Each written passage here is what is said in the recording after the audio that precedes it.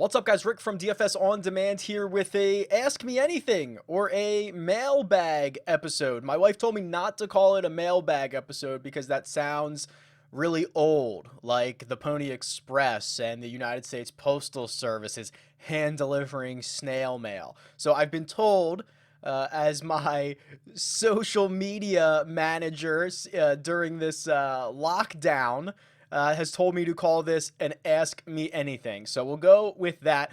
I've done a couple of episodes of these before, just kind of answering life questions, business questions, golf questions, kind of whatever comes up. If there's something that's not covered that you want to go into more detail on, happy to do so. Just, leave a comment below, tweet me at RickRunGood. Let me know. There's not going to be any graphics or anything. It's just going to be me sitting here answering these questions, this list of questions over here. So if you want to minimize the video, you don't have to look at me the entire time, feel free. But let's jump right into this. So obviously we're in the midst of the PGA Tour hiatus for some time here. So that might actually, I'm going through some of these questions and thinking my responses might have been different a little bit of a week ago. But here we go. Orange Man. So he's my buddy from Slack. How did you get into DFS PGA, and when did you realize you could do it full time?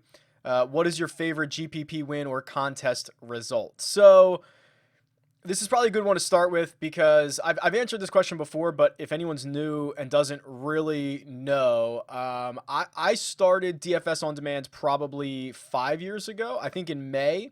So in 2 months, it'll be 5 years. And it was something that I did completely on the side. It was intended to be just a place where I could put my research data, right? I was making spreadsheets in Google Docs. I wanted a place where I could see them all the time. An easy way to kind of look at some visuals. So I just threw it on a website. I was the only one who had access to it. And I was using that as my research. Then I sent it to a couple buddies of mine, let them log in, well received, kind of thought, hey, maybe this is something that I want to share with the rest of the industry. So I opened it up. I charged like, I don't know, $8 a month or something. And the plan was, honestly, it was just like, I'm going to make YouTube videos. Like, that's where the on-demand stuff comes from, is I was going to make videos and they were all going to be on DFS On Demand behind a paywall, which kind of is not what we do anymore. All the videos are on YouTube and in the podcast feed. And it's the tools that are kind of behind the paywall. So that's kind of been the switch. When did I realize I could do it full time? So it's really weird when you're working on something, when you're working full time. And I was working in marketing automation. I was working with college and pro sports teams. When you're doing that full time, then you're coming home to your side gig, to your DFS On Demand, to your whatever it is. That's a grind. And when you start to see the side grow as large or bigger than your salary, that is super enticing, but it's also super scary, because if you're making just as much on the side as you are in your day job, and then you quit your day job, you've just cut your income in half. So like at no point, and even if you keep going on that, if your side income makes 3 times what your main job does, and you quit your main job, you've just lost, a quarter of your income. Like there's very few points where you decide that this math problem is good enough to quit your job. Now, the caveat to that is, I was only working on DFS On Demand, I don't know, I mean, probably 20 hours a week, maybe more than that. And the idea of being able to focus on it for 40 hours a week, full time, have a singular focus, I thought could grow it even faster than it was growing on the side. So that is, really what happened. I felt like I was at a cusp of, the PGA Tour hasn't really started to embrace golf yet, or sports betting or fantasy or anything like that. They've obviously embraced golf.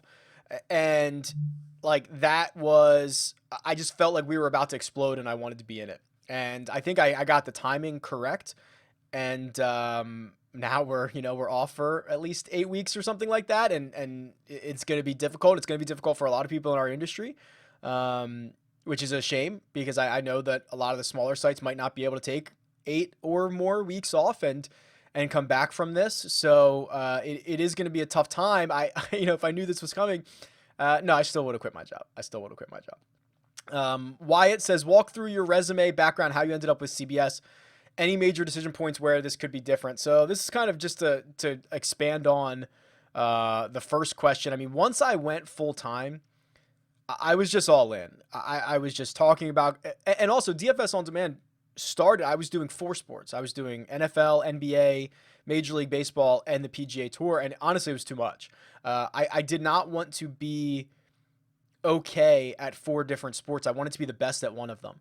And I wanted to be the best at the one that I was most passionate about, which was obviously the PGA Tour and golf. And then I also just thought that this industry, that this sport had so much more room to grow. The fantasy football market, it's fairly saturated, right? I mean, there's a million content providers, there's a million sites, everyone's already playing.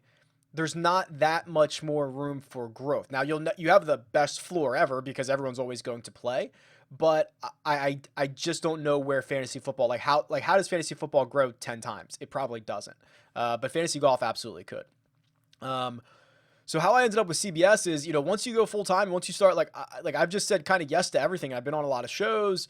I was lucky enough to get hooked up with the guys at CBS that, they wanted to kind of really ramp up on fantasy, on betting, on content. And, they had the First Cut podcast. I think it was weekly at the time. They wanted to have it go more often. And they asked if that was something I would be interested in hosting it. So we kind of went back and forth. I did a couple of test shows with them. I met the team, and couldn't really be any happier about it. They are such a solid team. I mean, it's a real professional production that they have going on over there. It's a thrill to be able to record with those guys. So actually recording a pod here shortly. So it is really cool. If anything could have been different, I mean, I guess I could have quit my job earlier, but I honestly think I timed it. I think I timed it really well. Because if I would have quit any earlier, I don't think the site would have been big enough to even sustain, because I knew it was going to be a hit financially. To leave my income, to leave my insurance, to leave my benefits, to leave all of that stuff and try to do it on your own. That's super scary. But I think I timed it just about right. Derek asks, can you talk about the projections on your cheat sheet and what data you use to project that? Sure. So the cheat sheet on DFS On Demand, there's 3 sets of projections. They are floor, median, and ceiling projections. Generally, what they take into account is your recent form, how well you've been playing in both the short term, so like the last, say, 6 weeks or 4 weeks, and then longer term, 12, 16, 20 starts that you've had. So there's a combination of that. And then also your results. So some guys have higher floors than others. So I'm using all of those past results, building out kind of like a normal distribution model of where those results are falling in. So someone like Rory, Rory's a bad example because his ceiling is so high as well, but his floor is so high. All of the top 5 finishes that he's racking up, he rarely disappoints. Now, Brooks Koepka, on the other hand, also has a lot of a huge ceiling, but his floor is much lower because he can miss the cut. He could finish 50th. His results recently have been much more volatile than someone like Rory. So that's why I like to have 3 sets of projections, not just the median projection. That doesn't tell you much. Floor and ceiling to go along with that lets you look at it as a user and say, okay, if I'm playing a GPP, I want high ceiling. If I'm playing a cash game, I want a high floor, for example. So just different ways to handle that. There is course history involved into it if applicable, although some guys obviously are playing for the first time, so those guys are, it's not weighted as much because we could have someone who hasn't played here before or hasn't played at that course in, I don't know, 6 years, something like that.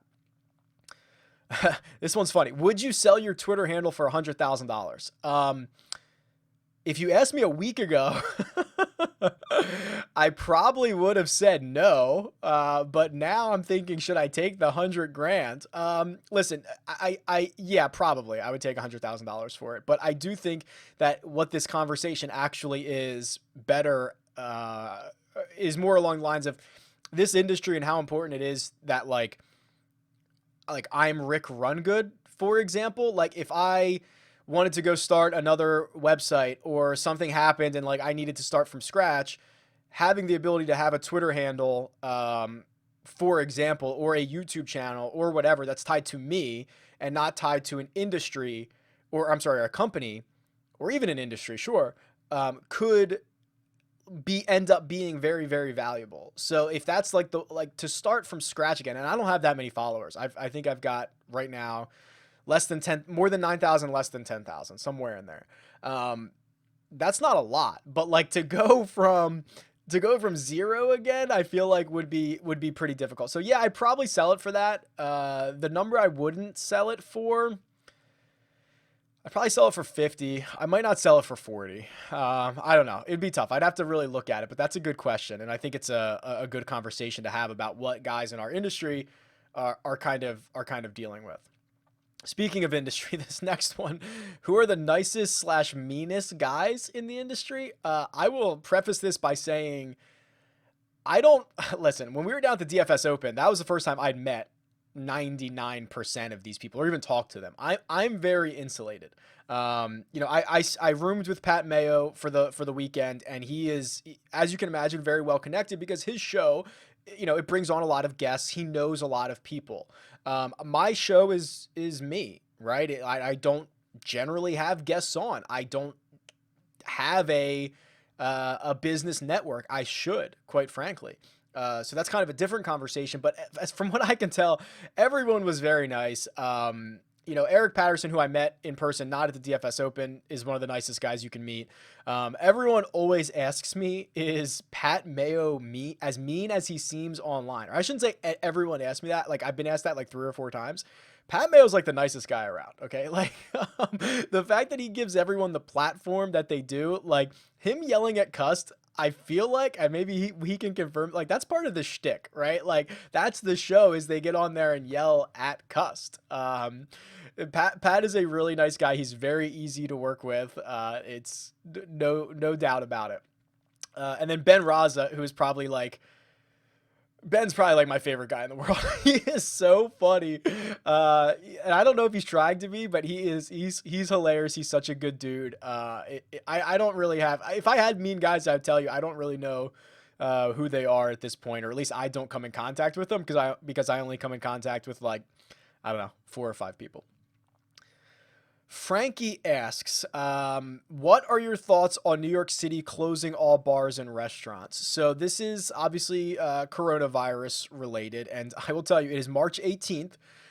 We are not even a week removed from the cancellation of the Players' Championship. So think about that. Like at the time I'm recording this, and I want to tell you when I'm recording this, because so much stuff changes, right? And like, things are changing so quickly all over the world that what I say right now could very well be outdated in like 12 hours. So it's March 18th in the morning on the East Coast or on the West Coast, excuse me. And like how fast this is moving. Now, not only New York City has closed bars and restaurants, out here in California, I know counties are doing it. There has, to this point, not been a federal or even statewide mandate where I'm at in California, although counties are kind of taking it on their own to do it as well. I think it's smart. I mean, listen, I think that we are generally very uninformed about how bad this could be. And I don't think people realize that this could be really bad. I mean, you're seeing it in some countries all over the world, right? Like Italy, and I mean, South Korea is getting it under control because they're doing a lot of testing, and they're just like going nuts to really shut this down. And I feel like, and it's gonna suck. It's gonna suck for a lot of people. And I actually have another question next that I'll talk about. Like, yeah, it's gonna suck for bars and restaurants, and it's going to suck for employees, and it's going to suck for a lot of people. Like, it really is. Like, I feel for all of those being impacted. I personally, we're all being impacted by this. I would rather, the saying that I think I heard, I think Rory might have said this. Something like, today's overreaction might be tomorrow's underreaction, which to me says, and I agree with this, I would rather look back on this in 6 months or a year and been like, oh my God, can you believe we overreacted and shut down all the bars and restaurants and we made people stay inside their house and we were locked down for 2-3 weeks? Like, I don't know what it would be, right? Then to look back in 6 months or a year, still be dealing with this and wishing we had done more earlier. Like, that's the concern that I have. If shutting everything down would stem the spread of all of this stuff, and everyone would stay inside their home, and the healthcare system, wouldn't I would still have a massive strain, but wouldn't, we could squash it in some way. Like, I think we should do it. And I think we kind of be crazy not to, right? It's obviously so difficult. We only get one chance at this, right? All the models are simming. If this happens 100,000 times, you could have 100,000 people dead. You could have 100 million people. Like, the models are all over the place, right? And they're simulating it 100,000 times. We only get one chance at this.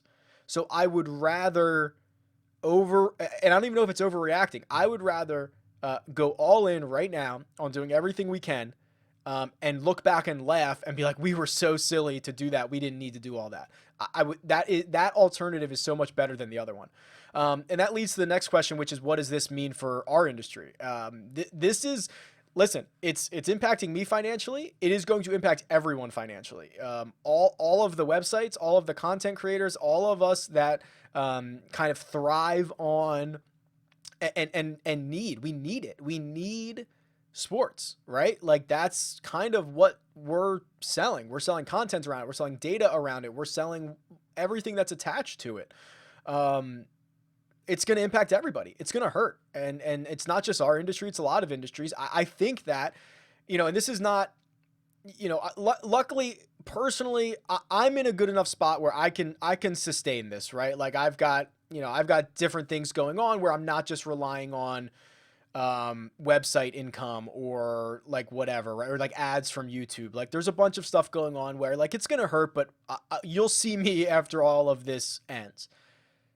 I think there are going to be people you won't see when all of this ends. The content creators that rely on previews and, live stuff and are kind of being paid that way. Or there are plenty of guys who are out there writing articles for websites. I mean, I write articles for websites, and that has stopped because there's nothing to write about. If that is your sole income, if you are only being paid to write articles, and this lasts 3, 4, 5 months, I mean, even 2 months, how many of us can not have an income for 2 months? Probably not a lot of us.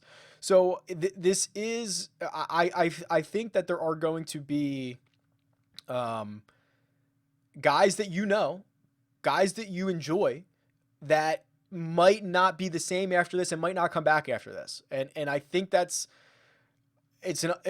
unbelievable. It's a shame. It's terrible. I feel for all of you. I feel for you. If there's any way I can help, please let me know. I'll do what I can, but it is really, I think, going to impact this industry, which is a lot of content, paid per content pieces. And if there are there's no content to write about, or there's no content to blog about or vlog about, I think guys are going to be in trouble, which is a shame. So we'll see. I hope in 2 months we're playing golf and we're back to sports, and those who can survive 2 months did. But yeah, I think it's going to hurt a lot of people. How did you score your beautiful wife? Okay, I don't know. I mean, come on, I don't know.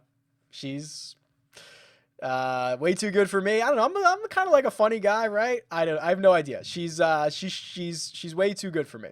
Adam asks, what are your feelings on Sam Hinkie and the process? Well, I'm originally from Philadelphia. I don't know if Adam knew that when he asked this. I am one of the Philadelphians who was basically all in on the process, and I kind of I think about the process a lot, quite honestly, and Sam Hinkie is a savior to me, because Sam Hinkie, I like to look at what he did in basketball, but kind of use it as a way to look at other things, right? Which is, Sam Hinkie looked at the situation that he was in, and he said, wow, we are in what is basically NBA purgatory, which is where you get into the first round of the playoffs or you just miss the playoffs. And you either get a lottery pick that's like 12, or you get into the playoffs, you lose in the first round, and you get a pick that's like 16.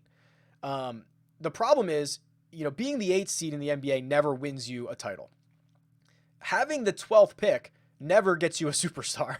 So he looked at his situation and said, okay, well, like, what's better? Do I want to be stuck in NBA purgatory, or do I want to take everything around me, everything that I know, which is the best way to acquire superstars? So hold on. No, you need superstars to win in the NBA. And the best way to acquire superstars is to get them in the draft. And then the best way to get a superstar in the draft is be very, very bad. And he said, okay, I'm taking the rules that the NBA is allowing me, and I'm going to just go all in. It kind of goes back to our conversation earlier, right? I mean, I would rather be all in on something and be wrong than kind of stuck in the middle and be in purgatory. But I think I think of Sam Hinkie all the time because I try to look at other situations. Golf, the business industry that we're in, it's like, hey, use the rules that are in place. He's not cheating, right? He's just taking everything into account, everything. He is discounting any of kind of like the PR social stuff. And he's just doing what he thinks is best over time. And that, I believe, is a very, there's Oliver, is a very, smart thing to do. I think a lot of our industry, a lot of sports is short-sighted. It's talking about this year. It's talking about, this month. Like, looking long-term to me is a much better situation. If we looked back in 15 years after Sam Hinkie and they had and the Sixers still don't win a championship, they hadn't won a championship in the 15 years prior anyway. So why not try something completely drastic and be bad for 3 or 4 years and give us a chance at actually being good and winning a title? And I think that's what he laid the foundation for. I wish he was still there, and I try to use his thought process a lot in other things. How do you approach building correlation in PGA lineups? This is a good question, and it's tough because I was trying to explain this to someone the other day. Not a lot in golf is correlated, right? I mean, if you talk about fantasy football, a receiver catching a touchdown pass is obviously, 99% of the time catching it from his quarterback. Those two guys are correlated. In baseball, how do you score runs? It's not a bunch of solo homers. It is a single, a stolen base, a double in the gap, a homer. And then as, those guys are, they're getting on base, they're scoring runs. You can get points for all 3 of those guys or all 4 of those guys. In golf, what's correlated? Not much. I mean, you could be in the same group as someone else and you can shoot 6 under and someone else can shoot 6 over. The correlation is either usually wave, right? So tee time. If the weather is going to be a factor one way or another, but the problem with that is you kind of have to guess what the factor or what the weather, how that's going to factor in. And then you have to be right. And then, so that's a way to correlate, I suppose.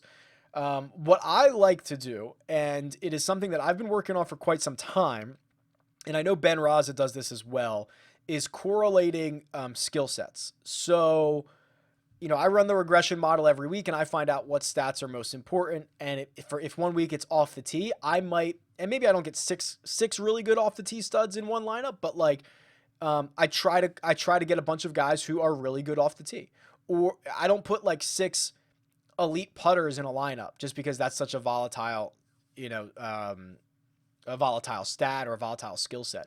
So that's one. But what I actually want to do is kind of go further than this. And I've kind of been working on it. It's kind of weird, but I want to create pods of golfers, which is basically, hey, these golfers tend to do well at the same time. So if Rory and I don't even know who good at Keegan Bradley, let's say that I run a regression model and see that these two are fairly correlated in their results. When Rory plays well, Keegan plays well.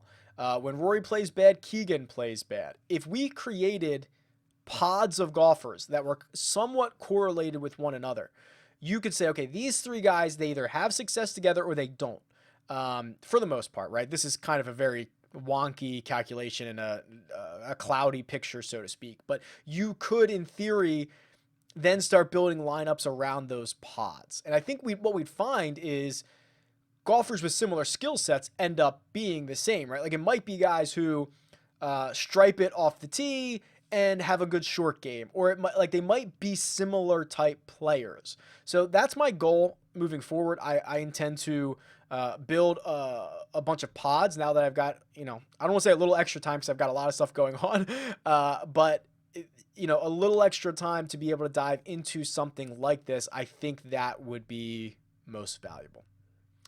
All right, we're closing up. We're already through 25 minutes here. I'm going to put a pin in this.